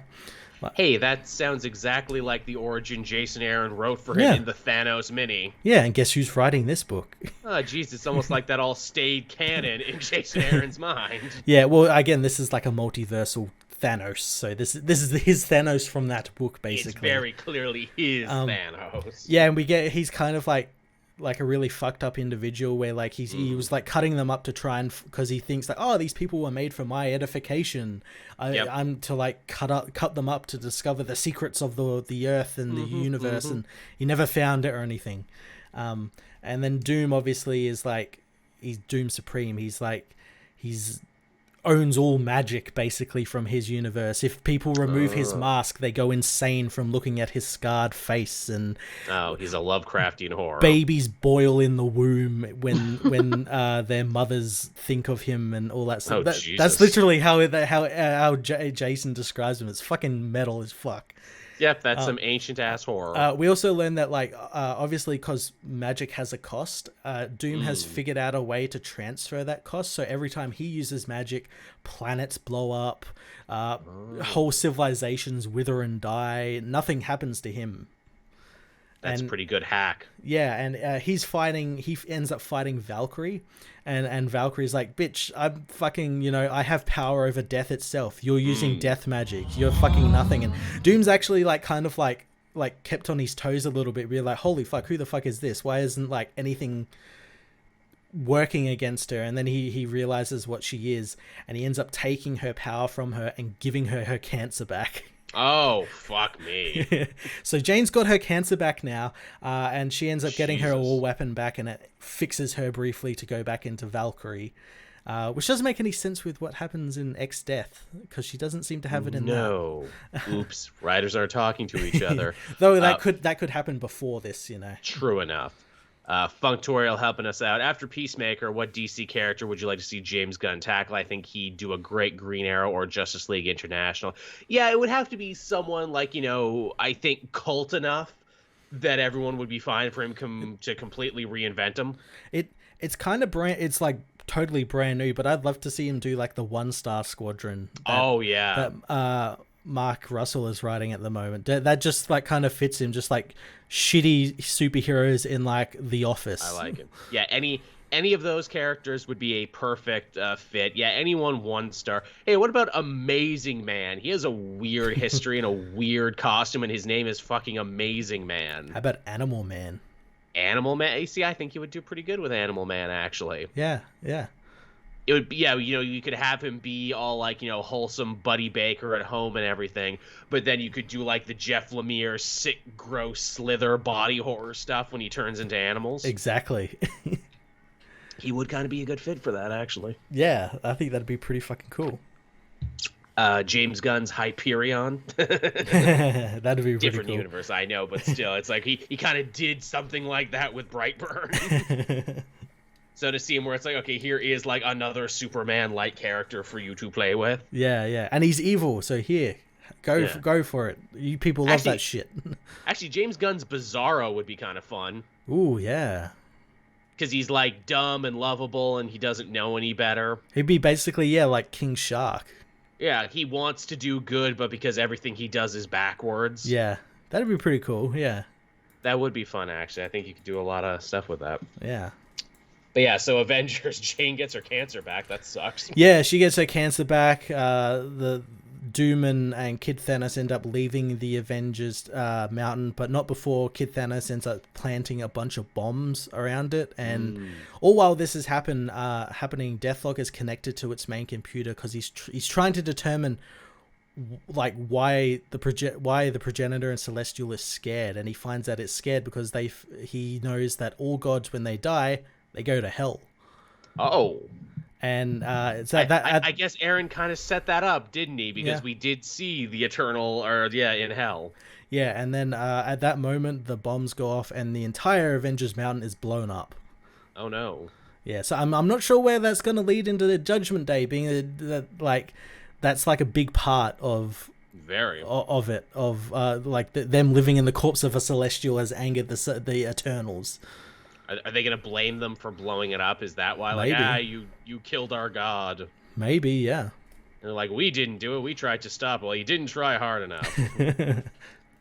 And, this is a perfectly pedantic reason for superheroes to fight. No, I didn't. Yes, you did. Let's fight about it. The X-Men are like, we'll hold your wallets, because either way, we're going to have a wallet when this is over. Take off your chains. We'll hold your chains. Your big hoop earrings and everything. Your Jordans. Always be that guy in the fight. Hey, here, I'll hold your stuff, because one way or another, how that fight ends, you get to keep the stuff. Now, you mentioned X-Deaths of Wolverine, so we should probably talk about that right now. Yeah. The continued adventures of Moira on the run. Bet you didn't think that in a book called X-Deaths of Wolverine. Yeah, the Moira identity, yeah. Very much so. Admittedly, not much happens in this issue because it's just her running from place to place and them confirming stuff that you probably already guessed, and that is like, oh, this Wolverine is from the future, but this time machine that he took actually seems to be part of Krakoa. And, a lot older than Krakoa, 1,000 years older than the actual island itself, so it's fucking something, and we don't know what it is. It's something, it's weird. This tech Wolverine... at first we don't know what the tech Wolverine wants. We just know it's leaving the island, and eventually we find out it's one of the things that's chasing after Moira. But is it chasing after Moira, or is it chasing after her arm? Seems to be chasing after her arm, because it finds it and then just completely disregards where she would have gone and just takes off. We get a really gory scene, too, of Moira being like, well, they're probably using this arm to track me, so I should probably cut it off in a dirty motel. That was so fucking metal. She just saws it off with a hot knife and then uses an iron to cauterize the wound in a bath full of iodine. Yeah, god fucking damn. That was so cool. That is some Sarah Connor shit right there. Yeah. What do I care about pain? I've lived multiple lives and died multiple times.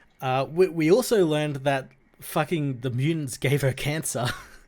Yes, or the island gave her cancer. Yeah, now is this a thing where it's oh, she's human on Krakoa? That's not meant to happen. This is this some defense response for the island to just give people cancer? Well, we know some humans live on the island, like North Star gets to live with his girlfriend. But they could be on the list. They're on the list. True. Well, here's Brian Braddock comes through. You got to have a mutant come with you through the portal. Yeah. Yeah, well, that's because the portals work only for mutants. Yes, and she got sent through the portal as a human, so is that what fucked her up? If you go through the portal as a human, does it give you cancer? Weird cosmic fucking Krakoan waves enter your bloodstream and give you fucking cancer that makes you cough up your lungs. What a fucking defense mechanism for an island. If you're human and step foot on here unwelcomed, you get cancer. Yeah, that's fucked. That's a pretty strong reason to say don't come here. Mystique also like literally dies in her pursuit of Moira, even though Destiny told her not to, which I appreciate that. Yeah, Destiny told her she would die, and yeah, I like that. Raven just doesn't give a shit, and it's like, nah, this woman, this bitch, she's lived too long. We gotta kill her. I love this Mystique. I love this woman so much. I'm moving heaven and earth to get my wife back. Then the second her wife is back, yeah, whatever, honey, I'm not listening to you. Hey, the relationship is like every relationship. but as well, Destiny does know, it's like, death itself is coming for her in the form of Wolverine. Yes, they keep calling that Wolverine death, seemingly. Yeah, I wonder if that Wolverine, because seemingly from the future, wonder if it's like one of those hybrids. Maybe one of those mutant machine hybrids, and the machine is just happened to be Warlock. Yeah, that's the thing they fused him with, because, what better way to kill a machine with another type of machine? Yeah. Eric Santee, Moira was living in a Krakoan tumor, the no-placer tumors. Ah, interesting, yeah. When she touched the wall, it, like, gave her cancer or something. Interesting, yeah, it's tied to the no place. I know some people have kind of argued, too, and I'd love to get your take on this, Matt. Moira's motivation in this story, mostly it's to survive, but when she talks, she's like, I'm not going to give up on Krakoa. I built it. I've been kicked out of paradise. I was Xavier and Magneto's secret weapon, and now they want to shut me up. Now I'm a pariah. Does that totally jive with how she was at the end of Inferno, where Mystique was implying that she actually secretly hated mutant kind, and that so long as she was there, it was always doomed to fail? Or do you think we're this early starting to see disconnect from what Hickman was doing and what all the other writers were doing? I mean, being that this is directly like connecting up to Inferno, I have to imagine that there was probably something a bit more afoot. And we'll probably learn in the next, 3 issues about, what exactly is happening. And, again, maybe she just changed her mind. Maybe, because, even though, a lot of what's going on in the story is cool, no doubt about it, I just had this moment where I'm like, am I supposed to be rooting for Moira or not? Because she was basically the string-pulling, evil behind Krakoa. She was the lie that the whole thing was built on. And now it's not anymore. And now it's like, oh, no, Tech Wolverine is going to kill her. And I'm like, isn't that a good thing, though? I don't know whose side I'm supposed to be on. Even Mystique's like, oh, no, Mystique might get her. I'm like, Mystique was way more sympathetic than Moira was, actually. She has good reason to, yeah. She does, where it's almost like, Blue Lady deserves her revenge. Honestly, Cypher was kind of cock-blocking her there. Yeah, it's really funny because, you want to root for Mystique because of all that, but you also kind of want to root for, Moira, taking down Krakoa because of all, the evil shit they're doing. They're giving people cancer. They're fucking with people's memories and stuff. And committing war crimes. Yeah, beasting these war crimes, all that sort of shit. There is a fair amount of moral ambiguity with everyone in this story. Maybe we're not meant to like anyone. True enough, it's no one is perfect, and even in that X-Men story, or even in the Lives of Wolverine, it's Omega Red is your reckoning. He's gonna kill Xavier. Yeah, Xavier was up to some dark shit, and you also turned Omega Red against his will into a sleeper agent and told him he was gonna die, even though you could have fixed him at any moment. Yeah. It's this, you literally brought this all on yourself, Krakoa. Yeah. You had been a little bit nicer. Like how Doug was with Moira, you probably wouldn't be in this situation. You're creating more enemies than friends at the moment. Exactly. Yeah, maybe you're right. Maybe it is one of those stories where you're not actually supposed to like anyone. Yeah. Where everyone's a little anti-heroic. Now, I had one last book. What about you? So did I, yeah. All right. I'll go because this is really quick, and I'm dying to get your take on this. I had Joker number 12. We're almost done now. Almost done, yep. We're almost done this, and the big reveal, the hulking bodyguard of the Court of Owls lady, the one who has apparently been pushing her this whole time, the one who may very well be behind all of it, was revealed to be Bane. What, proper Bane? Proper Bane, which begs the question, isn't he a zombie over in Task Force? Yeah, Didn't Red Hood kick him off a roof? Also, this series was happening before Task Force X or Task Force Z. How the hell does any of this happen? Assuming maybe he's a clone, because there are a lot of clones in this story. That's true, yep.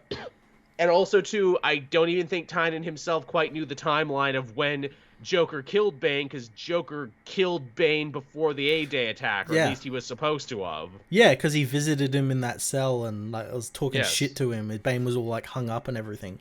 Yes, when he was setting up for this new story. So again, that's the big takeaway from it, where it's like, really? Because also everyone and their mothers had guessed that the big guy was Bane.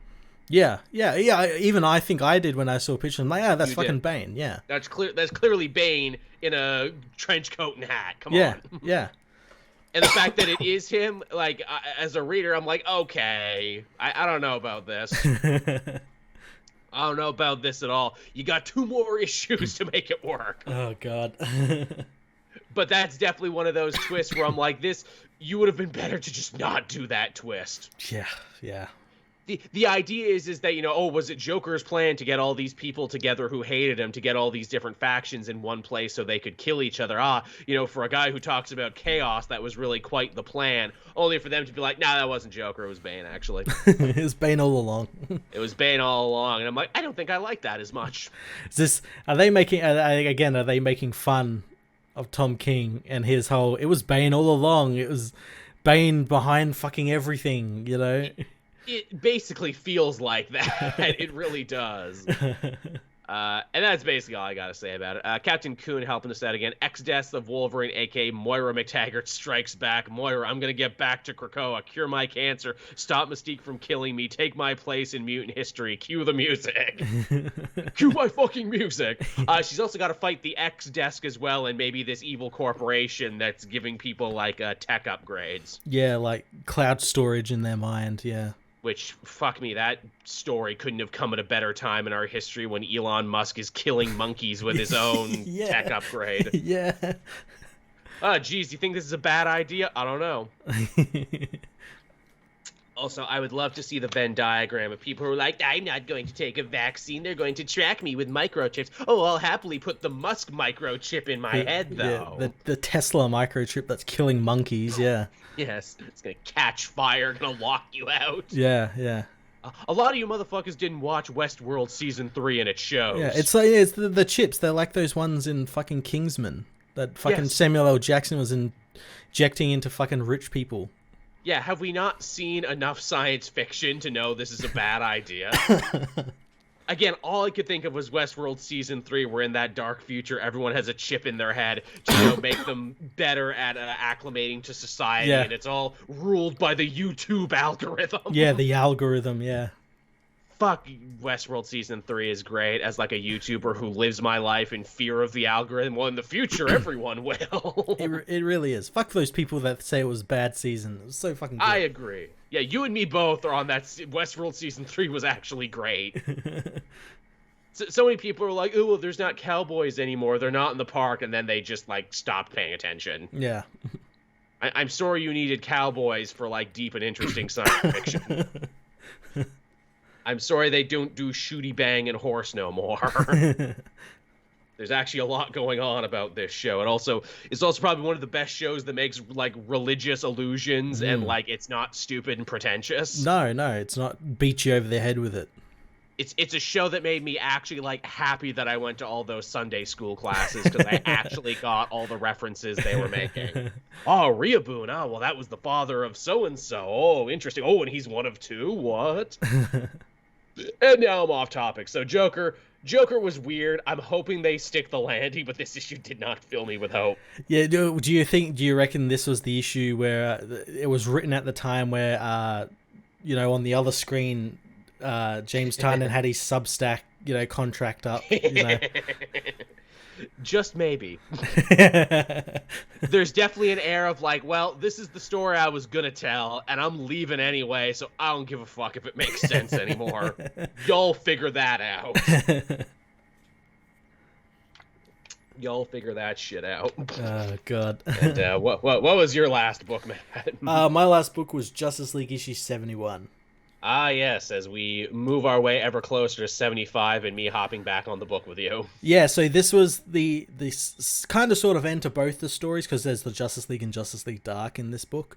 Oh, yes. So the Justice League story, we kind of get the wrap-up of the whole Royal Flush Gang stealing the Fortress of Solitude, Nice. which is really cool because we find out that it was all a ploy of them. It was like misdirection because their whole idea was there's a meteor coming towards Earth. It's not going to hit Earth. It's coming close towards Earth. And they've the Royal Flush have learnt through their contacts at Star that the meteor contains ore and minerals that, when tallied up, equal more than all the fortune on Earth combined. Oh, that sounds important. Yeah, and they're like, okay, so what we're gonna do is we're gonna steal the Fortress of Solitude, and we're gonna take some of the alien tech from it to pull it down to Earth, so we don't have to go to space, and then we're gonna use the shrinking tech in the fortress to shrink it down, so we can then cut it up and then sell it as we need to sell it. I like they're ultimately just after money. Yeah. Again, that's what I said in my review. I thoroughly enjoy that like the villains of this issue were just after money. They just the big score. They called it the Royal Flush. How weird is it that we're at a point in comics now when like everyone wants to break the hero and rule the city and unmake all of creation? It's like, I like that he just wanted to get money. Yeah, I know. It's so strange, eh? Isn't it weirdly refreshing in that we're getting 2 stories about that in DC right now? It's like, our big plan is to get rich. Yeah, and but the problem is that like King of Spades, like the guy he got all the info on the fortress from, the plans for it wasn't exactly clear. So when he was like pulling the crystals out to like open doors and stuff, he ended up opening all of the fortress's interdimensional portals all at once. So, like a problem. So we get this great thing with where he ends up blacking out, and it picks up a little bit after that, and Superman confronts him, and Superman's not very happy, but he's you know, that stern dad where he's like, this was my inheritance and you guys are fucking with my inheritance. You don't realize what we had to do, and we get these 3 great panels of Superman remembering what they did, like, because he opened the portals, and it's like, you're lucky you didn't turn the world upside down, inside out. And we get to see what happened, and that is they fought like Earth 3, Crime Syndicate, Trigon, all these fucking villains and everything, all like off panel. And it's like Superman remembering, it's like, nothing really bad happened, you know. Just a regular day for me. Yeah, and they end up arresting the Royal Flush gang, and the Royal Flush gang aren't too happy about it, so they try and break out. And there's a great part where Black Canary's like, even the Legion of Doom know when they're beaten. Why are these guys keep trying to fight us? They know they're gonna lose. They end up getting like sent off to jail somewhere, and the Justice League story ends with the Justice League actually thanking Oliver because Oliver's paying for Checkmate, paying for the Hall of Justice, paying for fucking everything. He's a rich guy. Yeah, well, he's the only rich guy on the team now. Bruce doesn't have his fucking money. But yeah, it was great because it's like a callback to because that was the start of Bendis's run, where it was all about Oliver taking charge and being kind of the leader of the team, and it was sort of like a checks and balances sort of thing with just the guy with the bow being in charge of gods and sort of stuff. And there's a great part from Black Adam, because Black Adam's like, if you put your own interests above everyone else, the last thing you'll see will be a fucking lightning bolt. And everyone's like trying to calm him down. He's like, no, I'm on this team. You're going to be having me hurt. I'm going to kill you if you fuck up. And yeah, it ends with them sort of having to deal with some of the stuff Checkmate's doing over in Checkmate at the moment. Right, which I forget that book is even still going on. Yeah, in Justice League Dark, this is, I think, the final issue of Justice League Dark. Right. For now, at least. And it ends with...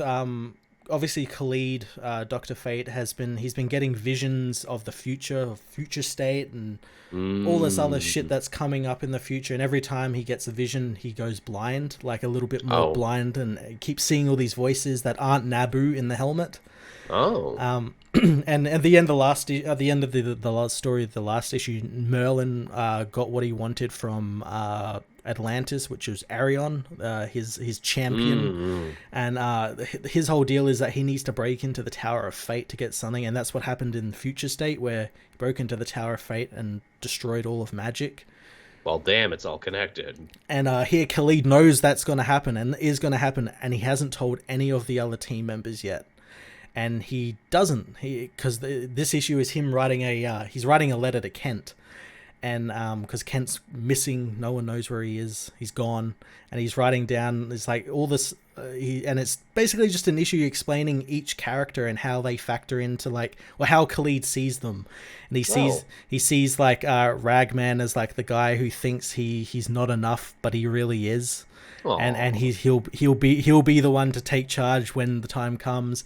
Zatanna is like the new leader of the Justice League Dark, and she thinks she's alone in that role. And while leading is a lonely role, she does have the other people there to stand with her in the darkness.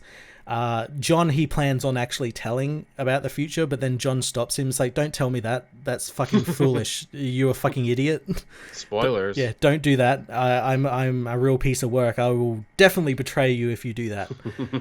And the last page is so fantastic because he goes to see Detective Chimp, and he talks about Detective Chimp and how Kent would tell him the magic is always in your grasp even if you don't see it, and that magic was Detective Chimp because he's the heart of the team.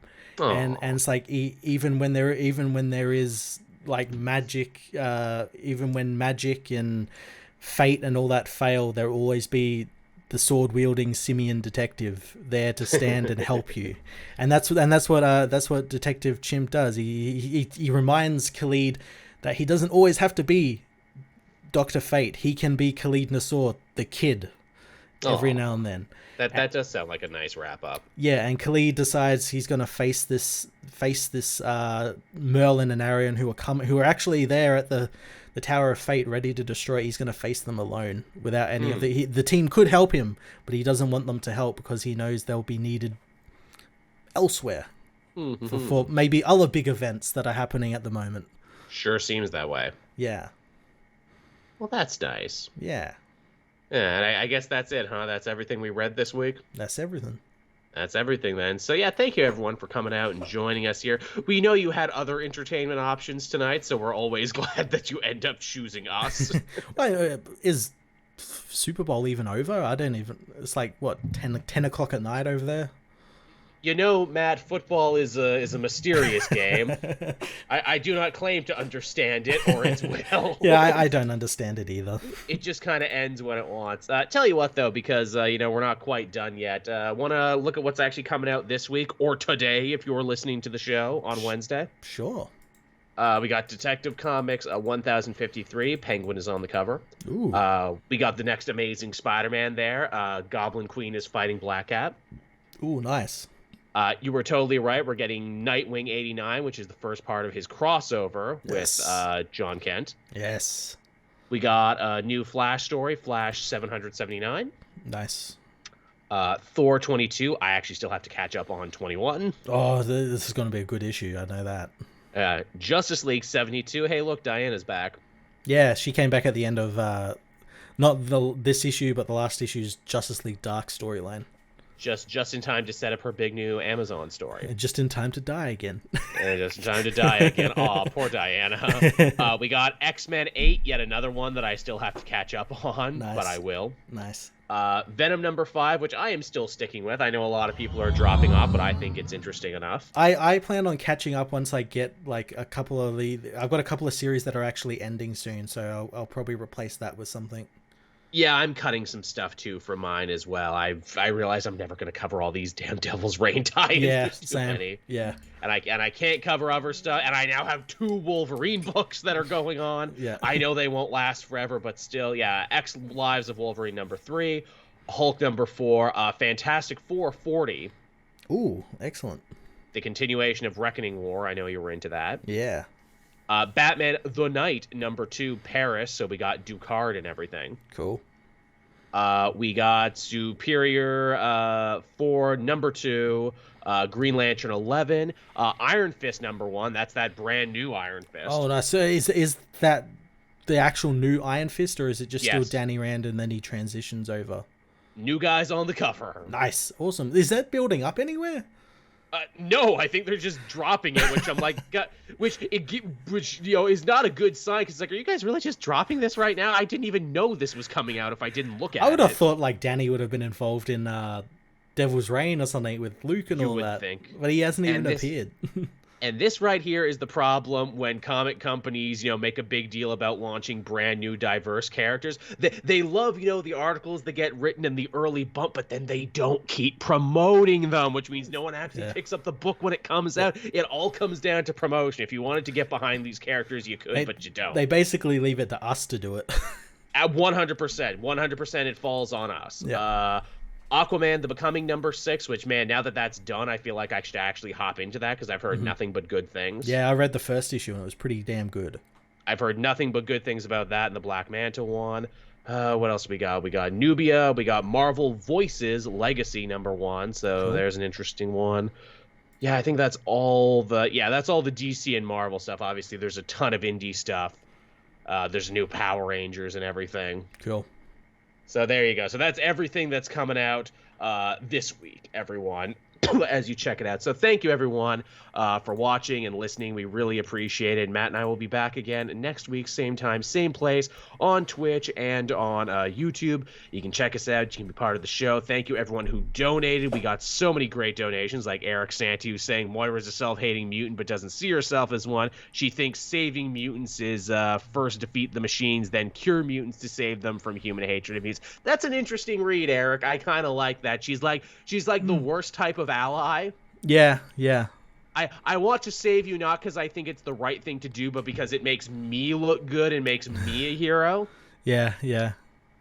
I'm bigger than these problems. Yeah, that's actually a pretty good way to look at it. I dig that. I think you're onto something there. Makes sense as well, considering in that X Death, she was going on about how there was that brief moment where she was like, I was part of this from the beginning more than Charles, this was really all me, Yeah, she's sounding very much like a child, and you're right, because if she cared, she'd be like, oh no, I'm not in Krakoa now, who's going to save them from the machines, who's gonna da-da-da. No, she's just mad that she got kicked out of the club. Yeah, and has cancer now. Yes, which speaks to how petty she truly is. But yeah, that's everything you got coming out. Naturally, if you are a patron, you will be able to see the show and listen to it before anyone else. You can become a patron for as little as $1 a month. Matt and I always try and get at least the audio version up to you as soon as possible. Yeah. So you can listen to that back, help us out, and if you're listening to the audio version there, it's going to be an ad-free version. Obviously, the version I put up on YouTube later has ads in it. Yeah. So that's what it is. So anything else, Matt? Anything else you want to talk about or promote before we say goodbye? Not really. I got Horizon Forbidden Wilds coming at the end of this week, so I'm looking forward to that. Probably I'll either stream it or I'll be putting videos up about it. So I'm eager to get into that. So yeah. I keep saving my money for the dentist there, but Sifu looks really good. I'd like to try that. And same with Dying Light 2. Actually looks pretty good too. Yeah. I'd like to check those out at some point. So yeah, everyone, that'll just about do it for us. And Comic Multiverse out, everybody. See ya. Bye-bye.